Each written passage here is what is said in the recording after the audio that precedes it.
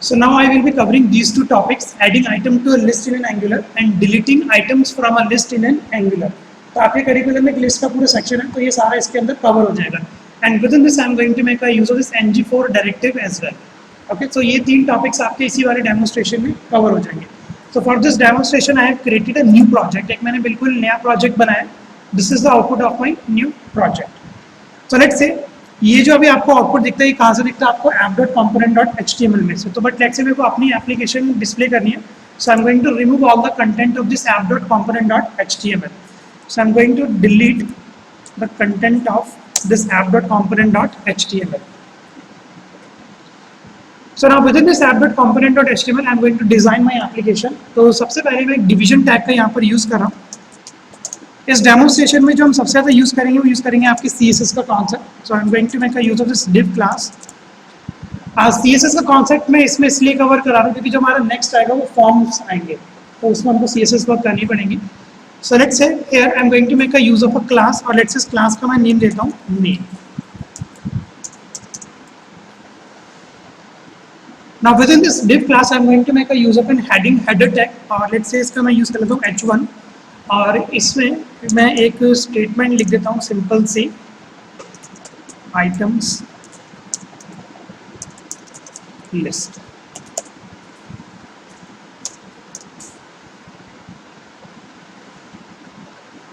Now within this division I am going to make a use of another division class. तो let's say I am going to make a use of another div tag, और इस class का मैं name देता हूँ div class.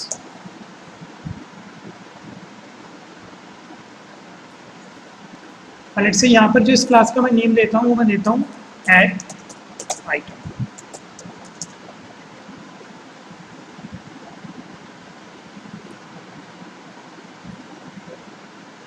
So now within this I am going to make a use of a placeholder. एक मैं place holder का यहाँ पर यूज कर रहा हूँ, इनपुट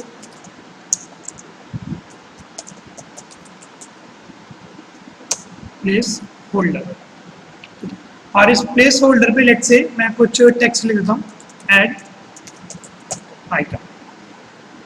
तो यहाँ पर एक के पास एक टेक्स्ट लिखा हुआ आ जाएगा इस प्लेस होल्डर पे कि let's say add an item, और यहाँ पर मैं इसकी भी एक क्लास बना रहा हूँ.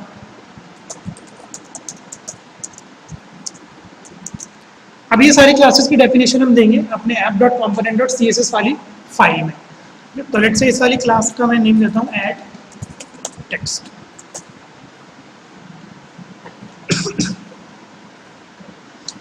अब यहाँ पर मैं एक बटन भी बना लेता हूँ प्लेस होल्डर के बाद, ऐड आइटम के बाद I am going to make a use of a button, और उस बटन पे मैं एक टेक्स्ट लिख देता हूँ ऐड.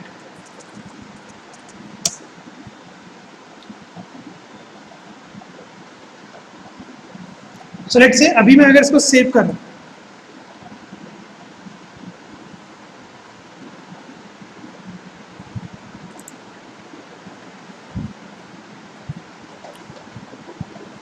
सो ये कुछ इस तरीके से मेरे पास लिखा हुआ आ गया, प्लेस होल्डर बना हो गया, ऐड आइटम, एक इनपुट टाइप आ गया, और इधर एक मेरा ये ऐड लिखा हुआ आ गया. तो this is my heading tag, this is my place holder जिसके अंदर मैंने लिख दिया ऐड आइटम, और इधर मैंने एक बटन बना दिया ऐड.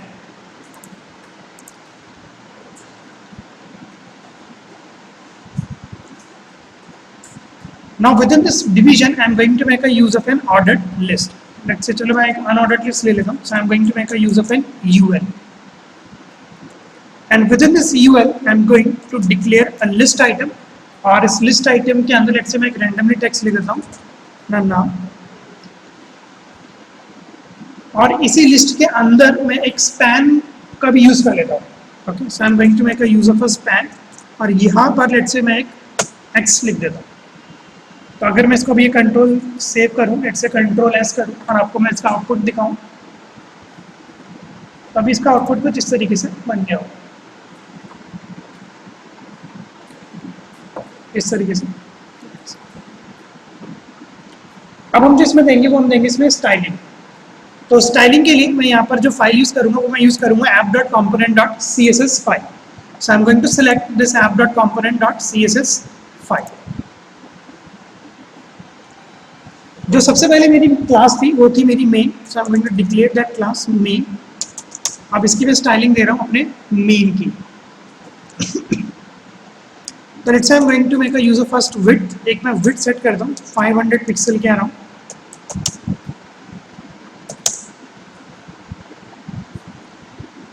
टेक्स्ट अलाइनमेंट में सेंटर देता हूँ.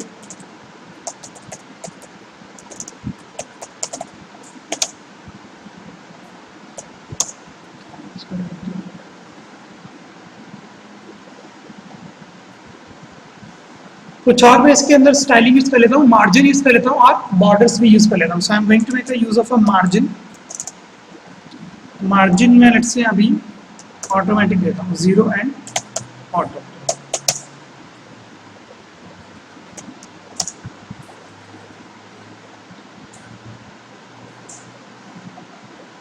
and I'm going to make a use of a border.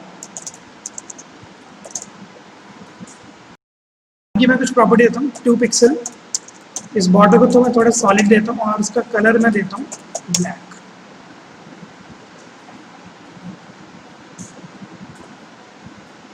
थोड़ा मैं टॉप से ही मार्जिन देता हूँ. So I am going to make a use of a margin top. और टॉप से जो मैं मार्जिन देता हूँ लेट्स से 20 पिक्सल के अराउंड दे देता हूँ. 20 पिक्सल बहुत होगी स्टाइलिंग. आप फॉन्ट फैमिली वगैरह यूज करना चाहते हो तो वो भी आप यूज कर सकते हो. वो तो फिर आप कोई भी स्टाइल दे ही सकते हो. सो लेट्स से अभी मैं एक बार इसको सेव करके देख रहा हूँ कि क्या जो इसके अंदर मैं चेंजेस कर रहा हूँ वो रिफ्लेक्ट हो रहे हैं.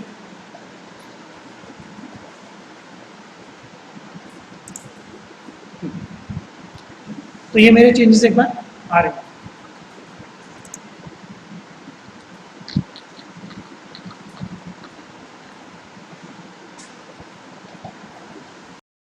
सो लेट्स से मैंने मेन क्लास को अपनी स्टाइलिंग दे दी है. इसके बाद जो मैंने यूज किया हुआ है एक h1 टैग यूज किया हुआ है, इसकी मैं स्टाइलिंग दे देता हूँ.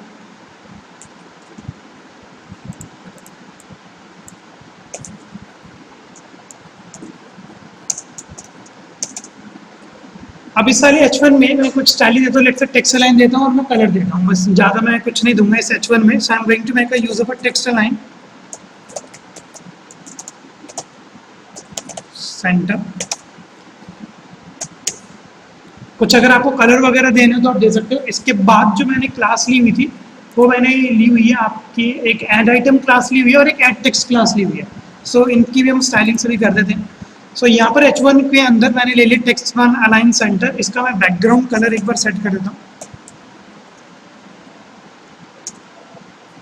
वो मैं लेता हूँ कैंडिड ब्लू है इसलिए. तो ये वाली मैंने इसके अंदर ले ली टेक्स्ट अलाइनमेंट ले लिया और एक मैंने बैकग्राउंड कलर ले लिया. पैडिंग में ले लेता हूँ. पैडिंग का आपको ऑर्डर पता है किस तरीके से होता है, top right bottom left. So let's से एक मैं पैडिंग ले लेता हूँ.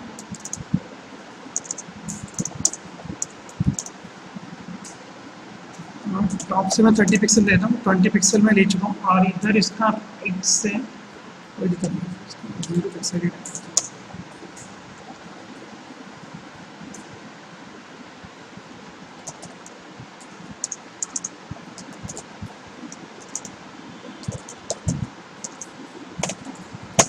तो इतनी सेटिंग्स में दे रहा हूँ बस अपने h1 टैग को. इसके बाद जो मैंने लिया हुआ है वो लिया हुआ है आपका ऐड आइटम. ये मैंने क्लास बनाई है. So I am going to make a use of a dot और इसकी मैं डेफिनेशन देता हूँ ऐड आइटम की.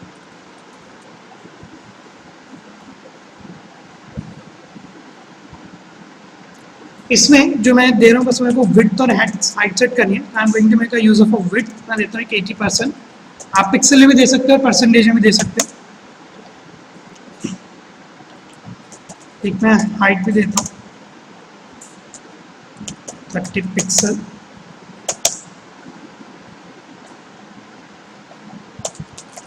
पैडिंग हम दे देते हैं इसकी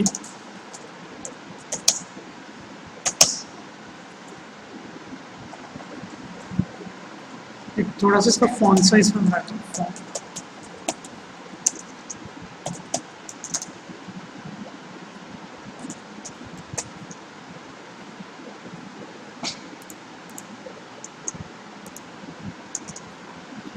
सो यहाँ पर मैंने ऐड आइटम को भी अपनी कुछ प्रॉपर्टीज दे दी है. इसके बाद जो मैंने लिया था वो लिया था ऐड टेक्स्ट.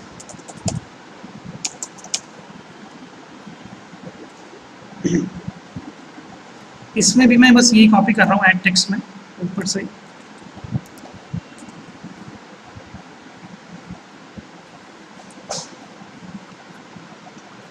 थोड़ी सी मैं कम करता हूँ. 45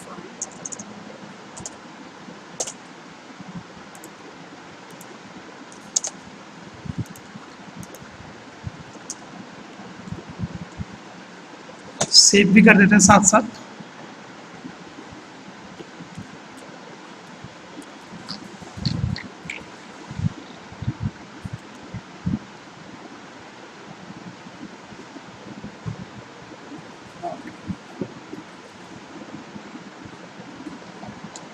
अब यहाँ पर जो बस दो स्टाइलिंग रहती है, एक मेरी यूएल की और एक एलआई की, बस इतना हो गया। तो लेट से टेक्स्ट बॉक्स अजीब सा आ रहा है, चेक कर लो। ओके, तो मैं उल्टा कर दूँ।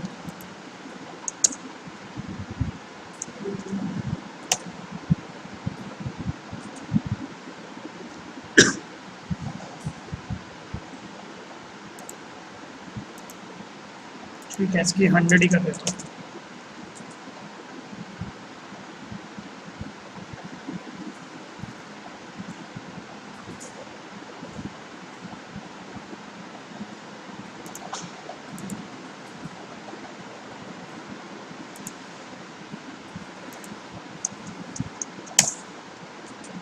तो वो आप अपने अकॉर्डिंग सेट कर लें, उसमें कोई मेरे को ज़्यादा ध्यान देना नहीं है। ठीक है, लेट्स से अब मैंने इसमें लिया था यूएल और एलआई टैग्स, इनकी एक बार मैं स्टाइलिंग देता हूँ। तो सबसे पहले यहाँ पर मैं जो इसका लिस्ट स्टाइल है वो नन कर दूँ, ताकि मेरे बुलेट्स वगैरह के साइन हट जाए। So I am going to set a list style as none.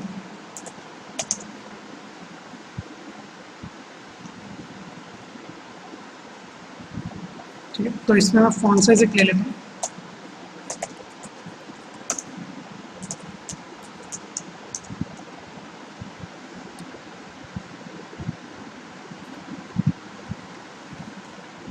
इसमें मैंने एक बार टेस्ट किया था, इसमें मेरे को मार्जिन लेफ्ट देना पड़ेगा, वरना ये इसकी तरह भाग रहा था। मार्जिन लेफ्ट,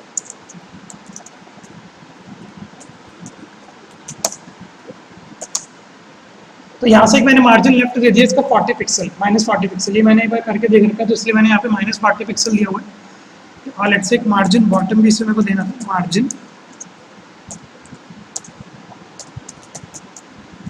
वो मैं दे देना इसको 0 pixel, like check.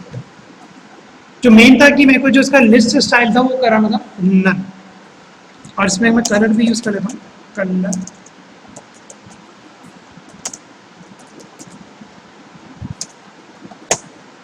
this is a color which I am going to make a use। इस तरीके से मैं एल की भी कुछ स्टाइलिंग देता हूँ। इसमें मैं देता हूँ बॉर्डर,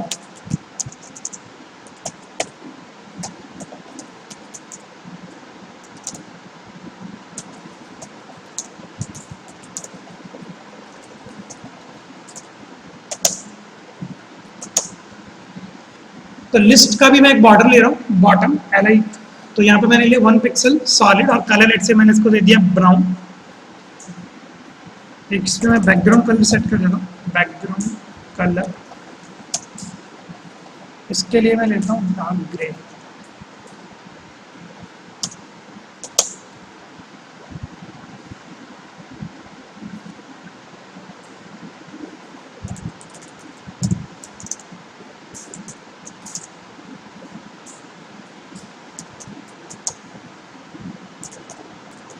एक मार्जिन में इसको दे रहा हूँ बॉटम से,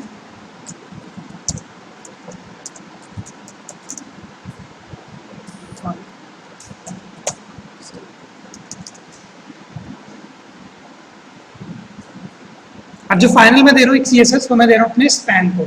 सो I am going to make a use of the span.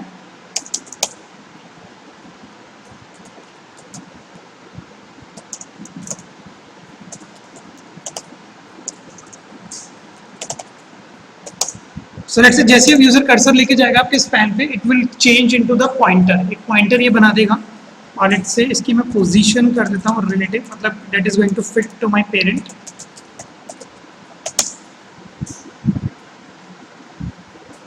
और इसका फ्लोट करा देता हूँ on right side.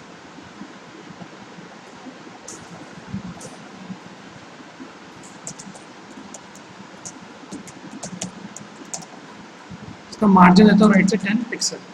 So that's it with our CSS part. अब हम अपना बिजनेस लॉजिक इंप्लीमेंट करेंगे. So I am just going to save and test output आया किस तरीके से रहा है.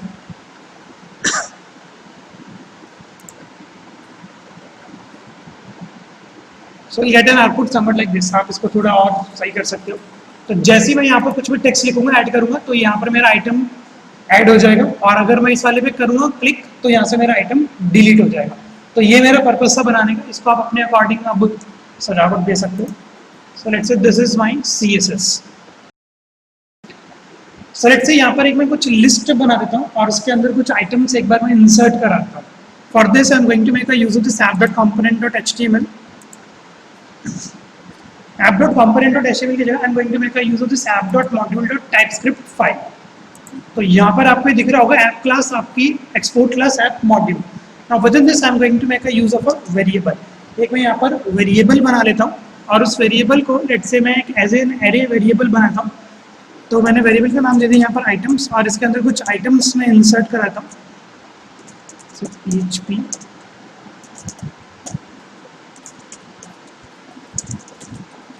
MySQL let's say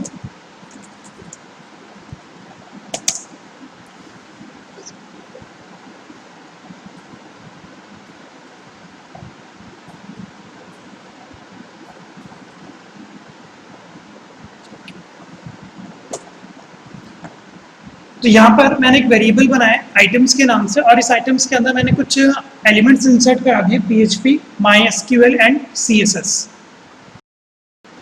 so let's say अब यहाँ पर ही मैंने एक वेरिएबल बनाया. Now I am going to switching into my app.component.html. तो यहाँ पर मैंने एक UL टैग बनाया और एक li टैग बनाया. तो यहाँ पर ये एक बार मैं इसको हटा देता हूँ इस li वाले टैग को. इधर मैं यूज करता हूँ अपना ng4 directive. So within this I am going to make a use of start ng4 और इधर मैं फॉर ईच का एक बार यूज कर लेता हूँ लेट आई ऑफ आइटम्स. तो जितने मेरे आइटम्स के अंदर वैल्यूज हैं एक मैं वेरिएबल में स्टोर कराना है आई नाम के वेरिएबल में. इसको मैं यूज कराता हूँ और यहाँ पर एक्सप्रेशन टैग के साथ मैं इसकी वैल्यू को बाइंड करा रहा हूँ. And after this I am going to make a use of my span और इधर मैंने क्रॉस का साइन. तो इसको एक बार मैं सेव करके देख लूँ कि वहाँ पर रिफ्लेक्ट हो रही है.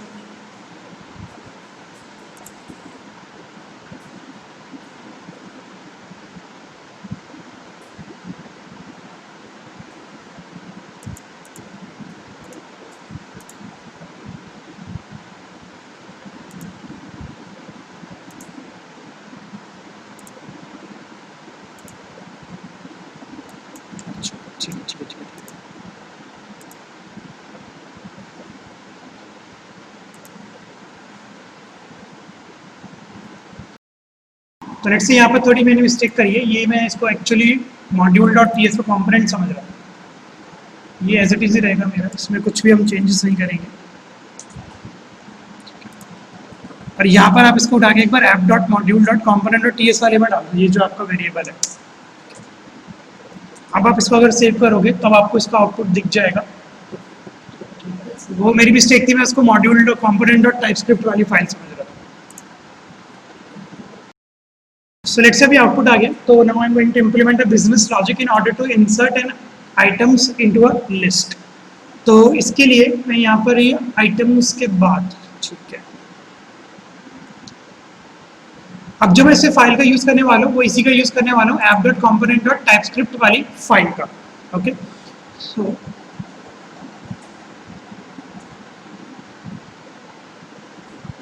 तो यहाँ पर सबसे पहले एक है ना मैं वेरिएबल बना लेता हूँ with in my app component class और उस लेट से क्लास वेरिएबल का मैं नाम देता हूँ new item.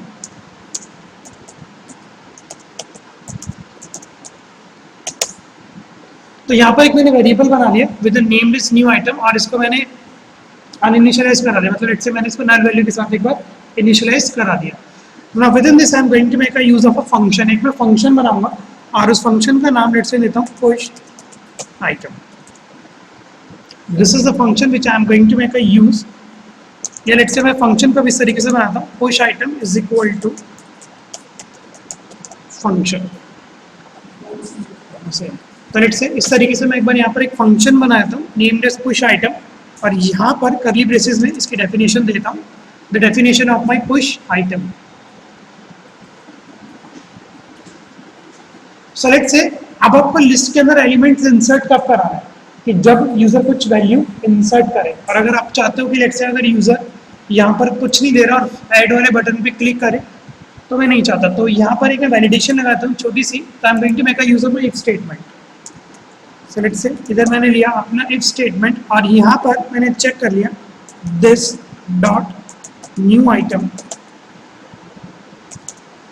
Not equal to, तो ये वाला फंक्शन मैं तभी एग्जीक्यूट कराना चाहता हूँ जब इस न्यू आइटम के अंदर कोई वैल्यू एग्जिस्ट करती हो। तो यहाँ पे मैंने दे दिया this dot new item not equal to, यहाँ पे मैंने दे दिया लेट्स से सिंगल कोट्स, इधर देखता हूँ इसको डबल कोट्स। तो मैं इस आइटम मतलब आइटम्स के अंदर एलिमेंट तभी इंसर्ट कराऊंगा जब कुछ वैल्यू इसके अंदर होगी।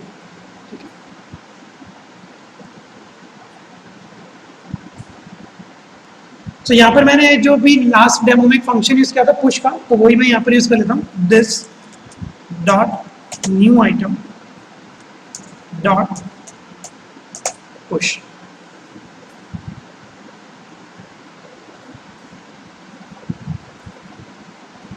सॉरी मेरी लिस्ट का नाम आइटम है, तो यहाँ पर एक बार मैं चेंज कर रहा हूँ दिस डॉट आइटम्स, इस आइटम्स के अंदर मैं ये एलिमेंट पुश कराऊंगा this dot items dot push, और जो मेरे को पुश कराना है वो कराना है दिस डॉट न्यू आइटम। तो ये जो भी आप आइटम डलवाओगे ये अब आपके लिस्ट के अंदर हो जाएगा इंसर्ट, ये लेट्स से पुश आप कह लो। और इसके बाद मैं यहाँ पे करता हूँ दिस डॉट न्यू आइटम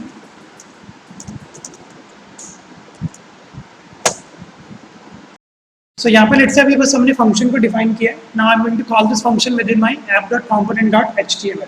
तो यहाँ पर मैं आता हूँ and within this division tag जहाँ पर हम ये करा रहे हैं आइटम्स हमारा डिस्प्ले, इस पे जैसे ही मेरे को यूजर क्लिक करेगा ऐड वाले बटन पे, I am going to add an item into a list. अभी किस तरीके से मैं कराऊंगा इंप्लीमेंट, तो यहाँ पर मैं इसका यूज करूंगा div क्लास ऐड आइटम वाले का। तो within this division tag I am going to implement my logic.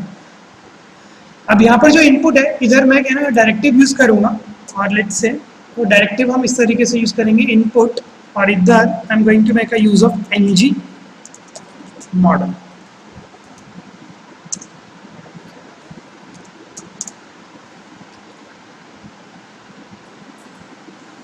अब लेट्स से जो मैं यहाँ पे डायरेक्टिव यूज कर रहा हूँ ng मॉडल का, और इधर मैं लेट्स से स्पेसिफाई करता हूँ इसको new item.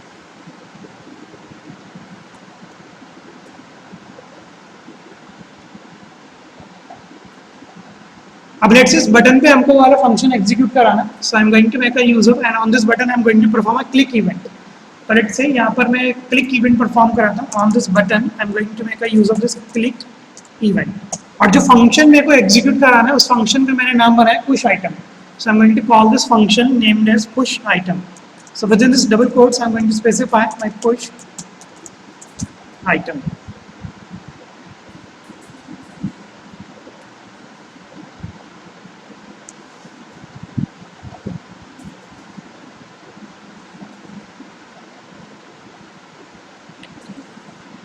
So now I am going to save and test whether it is working or not.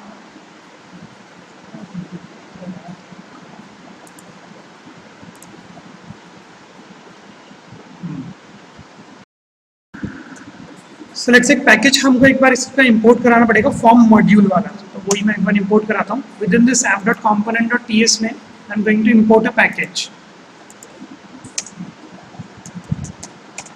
import form from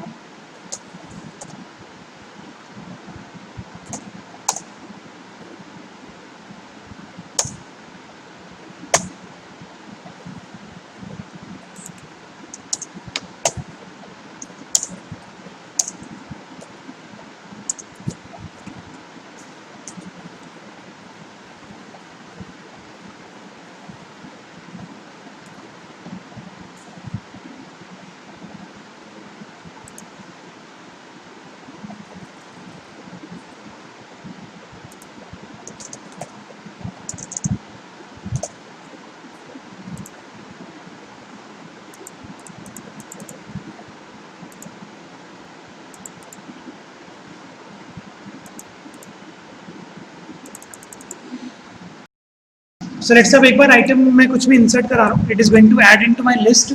जो प्रॉब्लम थी वो करना है कि हमको app.module.ts में एक फाइल इंक्लूड करानी है, import forms module from angular forms। ये जो हमको करानी है app.module.ts में करानी है, और यहाँ पर मैं ये स्पेसिफाई नहीं कर रहा था imports में forms module, this was a problem. तो ये वाली प्रॉब्लम पहले भी आई थी, तो यहाँ पर मैं जैसे इसको इम्पोर्ट कराया, अब कंट्रोल एस करोगे, जब सेव करके टेस्ट करोगे, your application will going to work fine. So this is we have to make a use this browser module and forms module. So let's say now we are going to implement the logic for this cross button. अब हमारा item हमारा add हो रहा है list में. So as soon as I'm going to click on this cross, I want to delete this item from my list. For this I'm going to make a use of app.component.ts file यहाँ पर. And within this I'm going to make a use of a function. एक मैं function यहाँ पर बना देता हूँ, और उस फंक्शन का नाम लेट्स से मैं देता हूँ remove item. So let's say here I'm going to create a function and the name of that function will be remove item.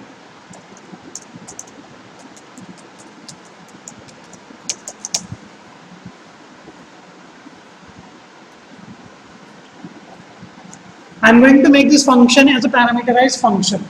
अब आपका जो एरे के अंदर जो एलिमेंट स्टोर होते हैं बेस्ड ऑन देयर इंडेक्स के अकॉर्डिंग होते हैं। So I am going to make a use of this index. यहाँ पर एक मैं इंडेक्स पास करूंगा इस फंक्शन को।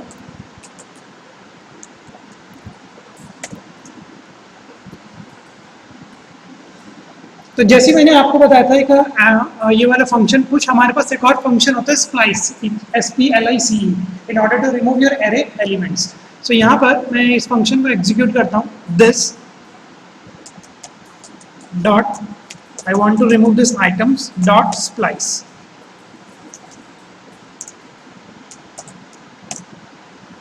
अब इस splice में हमको दो आर्ग्यूमेंट्स देने पड़ते हैं। The first argument which we have to give is the index. ये इंडेक्स कौन सा होगा जो यहाँ से ये रिसीव करेगा index. And how many elements you want to remove, let's say I want to remove one element. So यहाँ पर मैं स्पेसिफाई कर दिया one, that at a time I want to remove one element.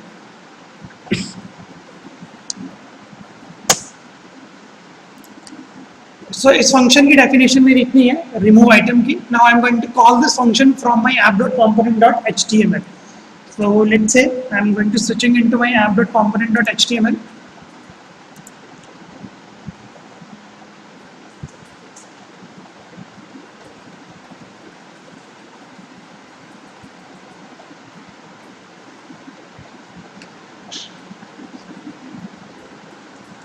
And now I want to execute this function on my span. ये जो function मैं execute कराऊंगा ये मैं अपने स्पैन पे एग्जीक्यूट कराऊंगा। सो यहाँ पर स्पैन पे I am going to perform a click event. So एक स्पैन पे मैं क्लिक इवेंट लगा देता हूँ, इसको स्पैन को मैं नीचे डिक्लेयर कर रहा हूँ, now then. So within this span I am going to perform a click event and the name of that event will B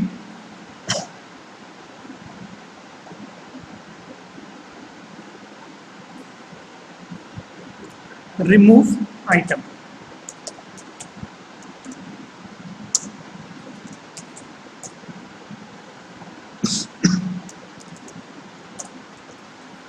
So this is a function which we have created within our app.component.ts file। अब यहाँ पर इस वाले span पे I am going to execute this remove item। अब यहाँ पर let's say मेरे को, तो लेट्स से इंडेक्स निकालने के लिए मैं यहीं पर ये जो मैंने दिया हुआ लेट आई ऑफ आइटम्स के बाद, इसके बाद I am going to make a use of a semicolon. और इसके बाद मैं एक और यहाँ पर इंप्लीमेंट कर रहा हूँ, लेट IND। मैंने इसको लेट से नेम दे दिया।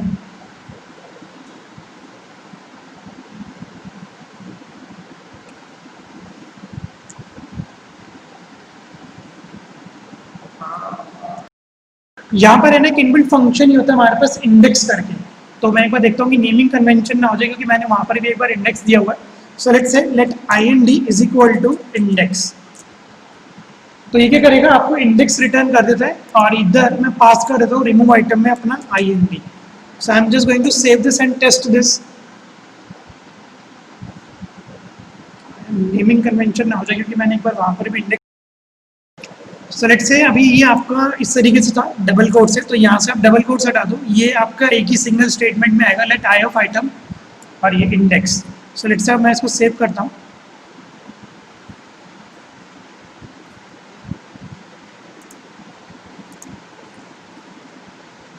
अब इसको मैं टेस्ट करता हूँ.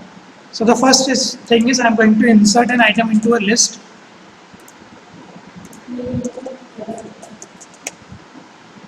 इंसर्ट हो रहा है लेट से, और जब मैं डिलीट कर रहा हूँ यहाँ से डिलीट हो पा रहा है.